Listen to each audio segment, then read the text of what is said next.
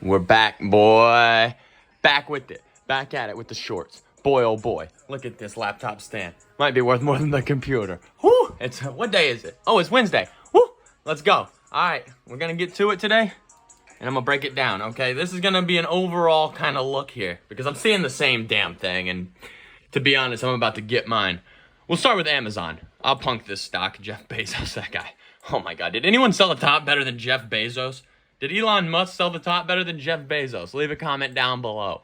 Thanks for tuning back in. I made it to 130 subscribers. Woo! My self-esteem, I can feel it going up. Now, this is the same thing. I do it every time. It's unbelievable. Of course someone's calling me. You know, that's part of this videos. Someone fucking them up. Besides me, I fuck them up from the beginning. But, all right, we're not even going to look at imbalances today. This is some old school shit right here, okay? I'm talking old school. This is what I do. This is my bread and butter right here. And I see it playing out on, oh, Jesus, on everything. Okay. Remember me telling you that this trend, these upward facing trend lines are the death of all human beings, every average man. Well, okay. This might make it a little more clear. Like, you see this channeling action going on here? Now, I don't give a fuck, okay? I don't give a fuck if it's not perfect. Sorry, I won't use that language anymore, guys. I'm sorry. I'm really trying here.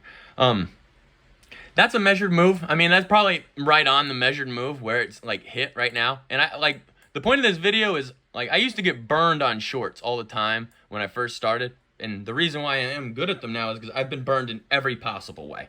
Every way you can get burned, I've been burned. So this, I see this trend line and I see that it broke it and it really did hit that measured move. Beautiful. Perfect. So now you're not going to squeeze more out of this thing. That's it. That was the move. You missed it. No problem. Because I got a bunch, the big move isn't even, it's not happened yet. I want the big move. You can make a move on this 1 hour chart. And if you use my RSI approach, you would have had your shot here again. Remember how I always say it. Same thing every time. The ascending trend line is the death of every average man. And you see you were forming something like that here. Maybe, you know, it's cleaner if you connect these two lines. It's very apparent though that this thing was heading up at a 45-degree angle, up and to the left. That's all we want to know, really. Because if you want to short, you want to see that action. So let me just do this real quick. This might be a little cleaner. That one right there was that was Fed Powell trying to make everyone feel all right. So we're not going to count that one. I mean, I'll call that a test, and it broke. Boom! Smacked. Now, what do you do? What do you do? You missed it. You already missed it. It's over. Those people are already bragging on Twitter. It's over. Now, what do? We got to catch the bearish divergence. That's the key to success here. That's what I love about these divergences. They give you that one last shot to call your play. And honestly, no. See, that's incorrect because a bullish divergence would imply that we don't beat this high. Okay? So what I like to do is find like a local one, like this one right here, and maybe line the top of my box up with that. I'm telling you guys, if you haven't tried Aldi coffee, this shit is making me scratch and itch over here, for God's sakes. I feel like a junkie. Anyways, look at this. Okay, beautiful. But now, you gotta translate it over to the 4 hour, where the big boys play. Big boy. This is the grown man. These are 4 hour charts, the grown man chart. No more pee-wee plays out here, okay?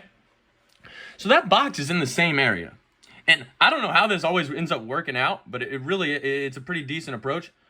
We'll approach up in this box. And so now this is how I make my money. I'll tell you right now. So we have a high on the RSI. I need to you don't end with a high on the RSI. This is the most important lesson that I could ever teach anybody. You never end with a high on the RSI. You always get that lower high. So now, watch this. So I have a good idea of what I'm looking for, but this isn't going to translate perfectly. What I'm going to do is I'm going to edit this line now, okay? Going to edit it and make it bounce off the supports that I'm seeing on this chart. This is where the big boys play. I'm not worried about that other chart anymore. That other chart helped me realize that, okay, guys, the buyers that are going to send this bitch up for the week are they've had their little fun. Now it's time to exploit them. And the operator will exploit them. Believe me. The operator, he sees this 1 hour chart, says, oh my God, look at these idiots. They really think this is it. Oh my God. So this is going to ultimately be the play of the century. Notice how I'm not even looking at the price. this is why, my style is definitely unique in this sense, and I'm sure that other people have better styles, but this style is very fucking consistent. Very consistent. And,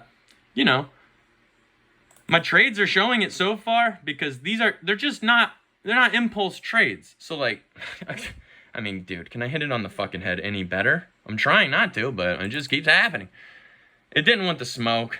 I don't know what else to tell you guys. This thing's, I mean, I was bearish and I was like, Jesus, maybe I'm being unreasonable here, but no. this thing's going, oh.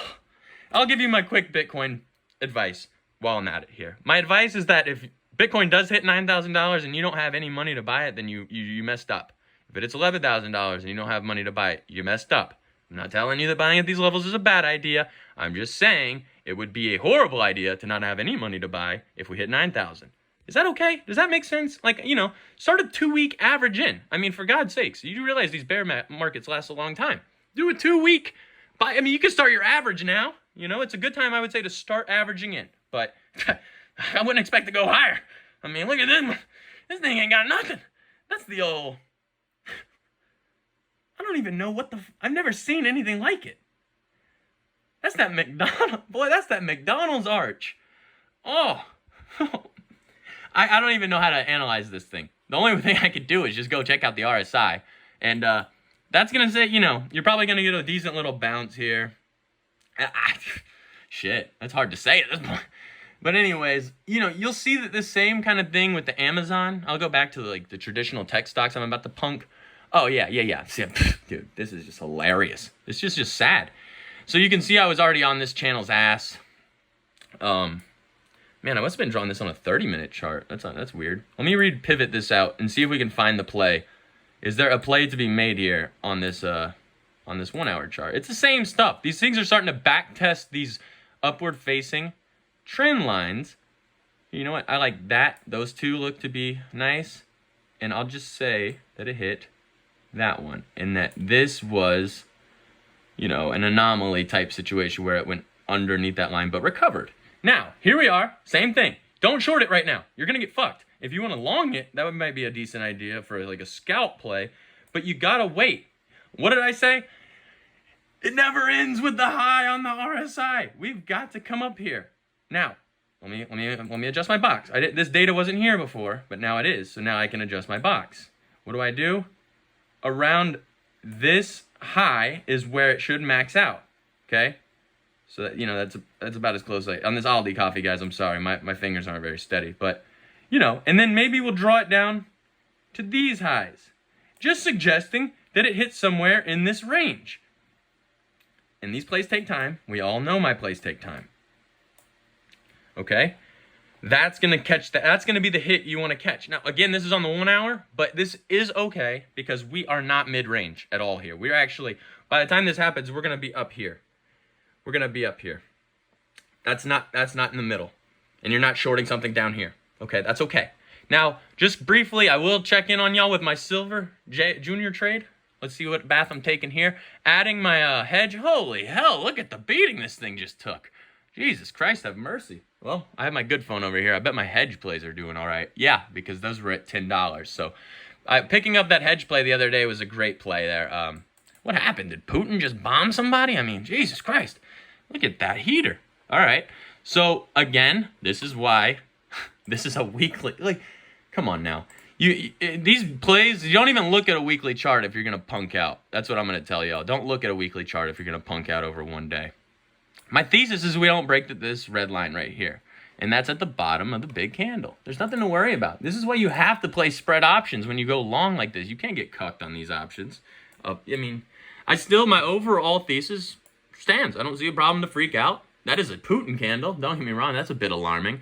But the price of silver is taking a true beating right now. My God. And I actually think, he's probably hit that low now. I'm calling for 1850 on silver. So I think by the time that's said and done, we start seeing some more movement. Yes, we're seeing 1850 on silver here. And until that happens, SILJ isn't going to have that electric move to the top. But remember, you got to stay hedged always. Glad I could give you this update. Have a good one.